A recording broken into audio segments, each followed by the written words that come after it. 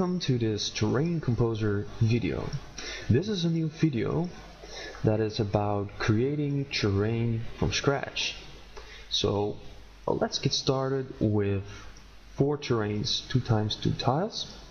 We use a low resolution because we're going to use auto-generate, and you will see what it is in a moment. So the terrains that are created, we put in terrains in the scene and we store it in the terrains folder here that was already set there. Let's create the terrains. Auto fit feature is on, so they're stitched together. We start with the height map output, so we have to activate this to get output to the height map. We add a height map layer, we open it, and standard is already on the purlin function. We put generate to auto generate and click generate to see our beginning. Now the auto generate feature will automatically generate when you change something. See here, this, and because the resolution is low, it is very fast. So with this feature you can create terrain blazing speed, at a blazing speed. And this is zooming in and out, and here you can set the detail, more or less detail. Okay, we put detail on. Here is the range, and we can scroll our terrain even smaller range, or smaller, back and forth, forward and backward. Okay, and you can also choose randomize. Okay, let's reset it. We use a curve and strength about there, position. There's ABS that will put everything higher, and with the curve you can bend, shape the terrain in any possible direction. Put it like that. Create terraces like that, and move it down. You get the idea. So let's get started. We put the detail on 6 and we're ready. No, not yet, but this is ready. And we duplicate it and we close this filter and we randomize it. Okay, so here, and do it manually, sliding a bit to the left, or this is left, the other one is right, and a little bit inwards, backwards. Now I want it to be a little bit of difference in those two, so I a little bit zoom out. Yes, I like it like that. Now this will already create a very nice landscape, but I want to do a little bit more here. We're going to create mountains on top. There they come, and with that curve, with a little bit steepness, and we put ABS on, so we have more height difference in our landscape. And what was I trying? Yeah, we need more zoom here, or more detail. And okay, we keep it this way. And what we're going to do now is subtract. We're going to create 2 different kinds of landscapes. We put in a lower one with terraces. For that we need another filter, and we're gonna put that on always and on change. So what will happen is that if the strength is 1, he will change the previous filters, all the values, to the position of this filter. And if we put the strength lower, then our landscape comes back. And this is also a way to set it lower or higher. You can do so much, as you can see, and the thing over here, that's the total. So you can put the total to the left, to the right. It's absolutely, and zooming the total in. We're zooming the total out. Wow, I like it. Okay, we put this on 1, and now we put a subfilter mask. A subfilter is a mask that will only influence the filter. And we duplicate the curve here. We set this one. We use a purling curve, and input always. And that's what you should always use with a purling curve, always. Okay. Zoom, yeah, I want more detail here, about here, and put ABS on, yes, and we want subtraction, and that we do with the position. So, and I want more zoom. So every little setting is a landscape on its own. You can do so much. I think, is this enough? Yes, it is enough, and it's actually a little bit too much. So we keep it like this.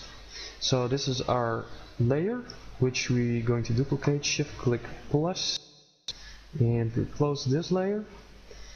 And we only need to invert this curve, and we get exactly the opposite that is painted.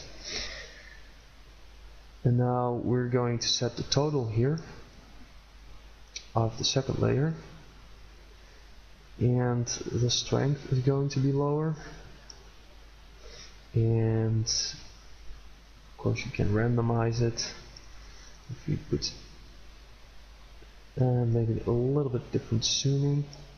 We can do it later. What I wanted to do here is, in the mountain part, we're going to create terraces. So we're adding keys to the curve, and let's put that up. And let's create height differences. Put it like that, like this, like so, and put it one lower. And a little bit like that. So where are those? And this is low detail. So zoom and see what we got here. Like a further zooming. Our strength, we put it up. Yeah, I see the terraces coming here. So I like this landscape.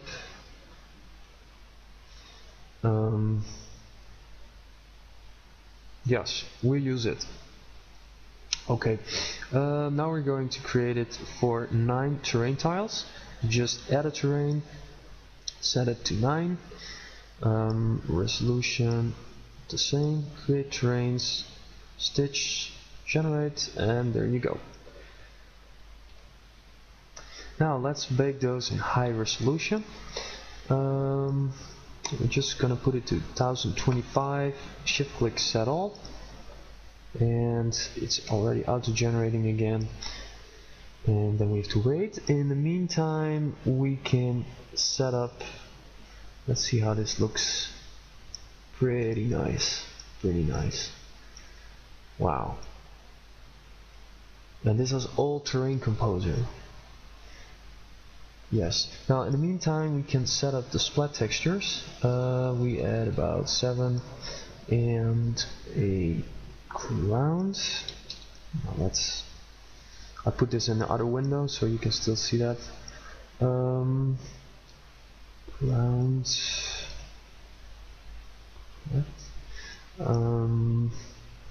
And the splat textures I all downloaded for free. Those are all free ones from the asset store, and there's some really nice textures on there, and they are in my README file in documentation, every link. So one more, And then we set up the splat textures. Okay, ground.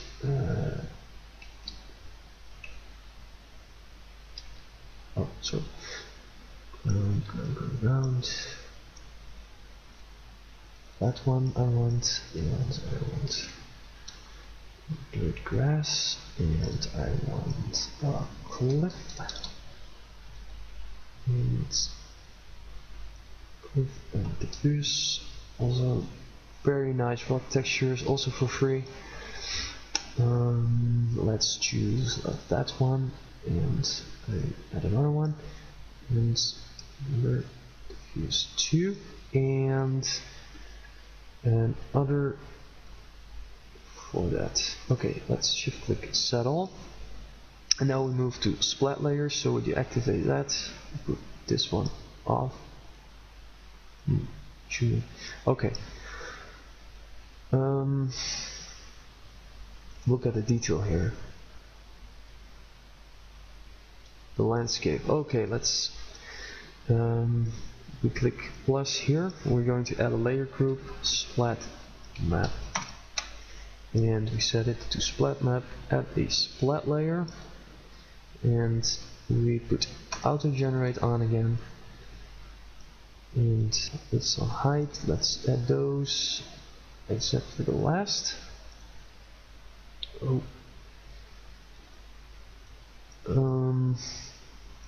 Less grounds, and more of those last ones, and all this can go back.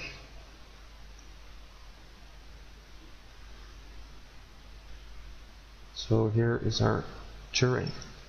Let's put the directional light on, and now we're going to set the splat tilling. Just pull out everything, and for the rocks you always want a higher number, so we put those on 50 and 40, and that one on 20, and the cracks also on 20, crack ground, and that's it. And we're going to put our filter on steepness, and we can change this around. Less of that texture. Yes, that should be on the background. More cliff. How does that look? No. No, that's not what we want either. Yes, I like that texture. And how about this one? Yes, this is better. This gives some more. Yes, this gives some more definition on where the ground is. Okay.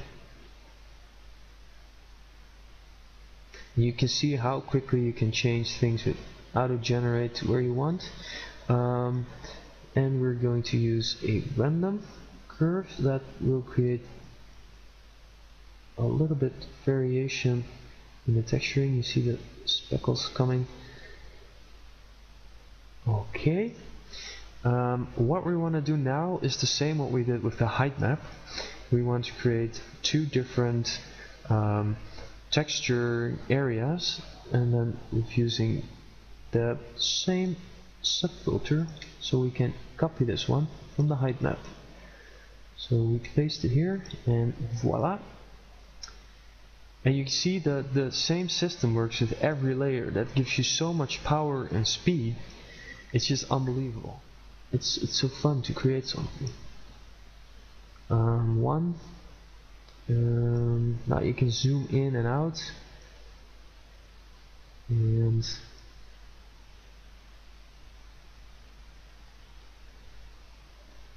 let's randomize. Yes, that's nice.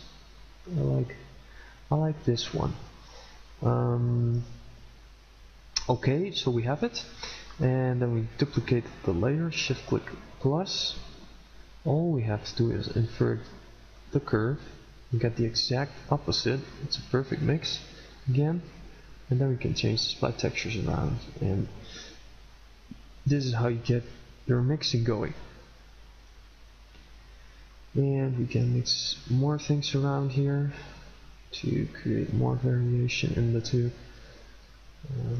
Simple swapping. And there we get our variation going. See how fast?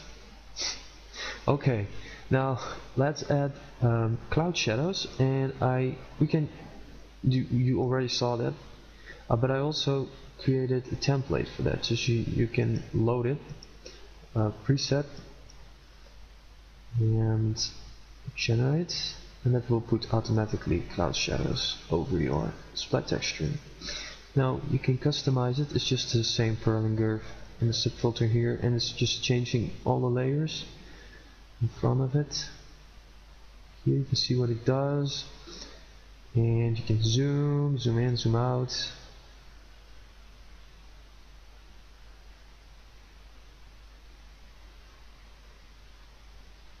So as you can see, TerrainComposer is already much further than the last video. I did so much programming in the meantime. So we'll put it on this one, 0.5, and we're finished. Yes, we're ready. Let's bake high splat map resolution. But before we're going to do this, we're going to add more terrain tiles. We're going to create 5x5, so we have an even bigger terrain. And because it's all procedural, you can make it as big as you want, or you can make it smaller again. It's all up to you. So we reset the splat map with the height maps. You don't have to do this, but then you can see it nicely build up if we click generate. So we put it back on height map and click generate.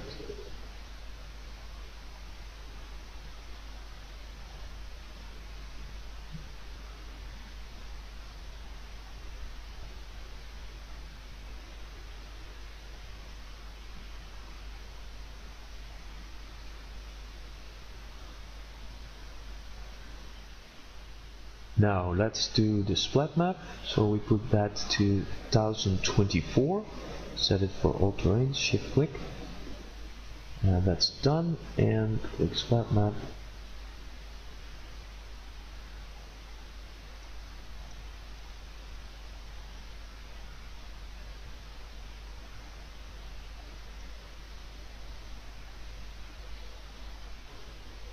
So now we're done.